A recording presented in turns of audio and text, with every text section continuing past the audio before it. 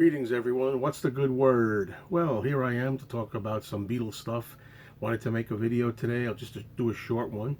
I want to talk about an unofficial release. This is one that I had picked up when I was very young. The actual album is not the same copy that I had when I was younger. That's from my original Beatles collection that is long gone.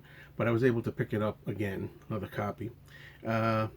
Out of all the bootlegs that I had gotten from the Beatles, this could be the first one I ever got. You see, it's hard to know for sure. I narrow it down in my mind to 3 different records from the era. I'm going to say 1976 or 77 or 78. It's somewhere around there, the later 70s.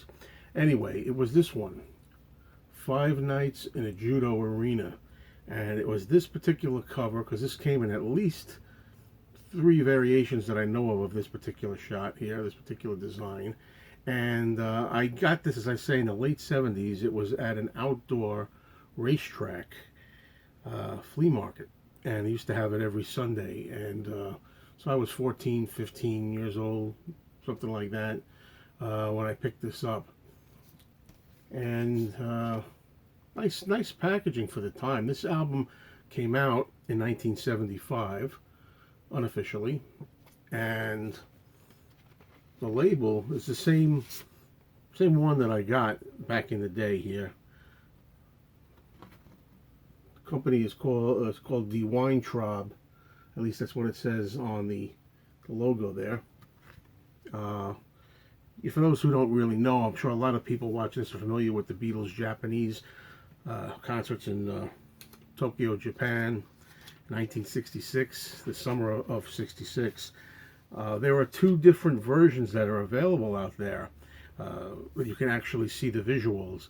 It was released on a laser disc in later years and VHS tape and so on. So there's actually a TV, I believe, broadcasted this in Japan, which is why the quality of this record, the audio quality, has always been very good. It's probably taken directly from that source. So this was always a really good copy here as far as the sound quality of the record itself. The problem is that the Beatles played rather poorly. Seems like they didn't really care by this time. Paul seems to be, as usual, trying to give it a little bit of his all, but he has a stubborn microphone that doesn't stay still and keeps turning on him. There was the 2 shows. There was one that they know it as the White Suits concert, where they're wearing white. And then there's one where they wear black suits, and that's what this one is. This is the black suit concert that made it to audio on here. And they do songs like Rock and Roll Music, She's a Woman, If I Needed Someone, Day Tripper, Babies in Black, I Feel Fine. And then we flip it over to side 2, and you have Yesterday, I Want to Be Your Man, Nowhere Man, Paperback Writer, and the last song is I'm Down.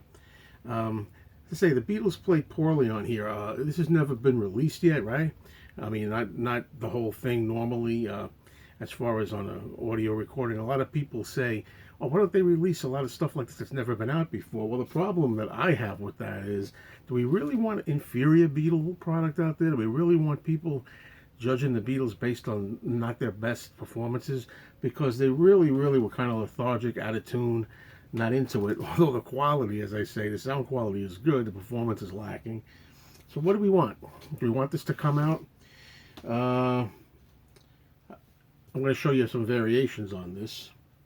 This is a color variation. Another one by the same exact label. I think it's the same label. I'm going to take a look in here just to make sure. You can see this is a nice variation.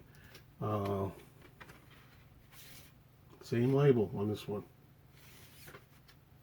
And there's still, as I say, a 3rd variation. I don't know if there were more. Of course, this material's been out all kinds of ways. I mean, it's not just this title, but for this particular one that I'm talking about, this title here, we have one here that's neither color nor really black and white sketch. It's kind of a cartoony sketch, right? Let's see what this one is. Is it the same? Yes, they're all the same. So, anyway, I thought I'd share these with you just to have something to talk about for now. I might start getting into a series where I'm showing more of these types of unusual records. Not the usual stuff you see all the time in the catalog, but more offbeat stuff, shall we say. And as I say, this is one of the earliest records of this type that I ever remember picking up. It was a big thrill back then at the time. But there was a couple other titles I got around this era, and it's hard to pinpoint which was the very first. Thanks everybody for watching. See you soon.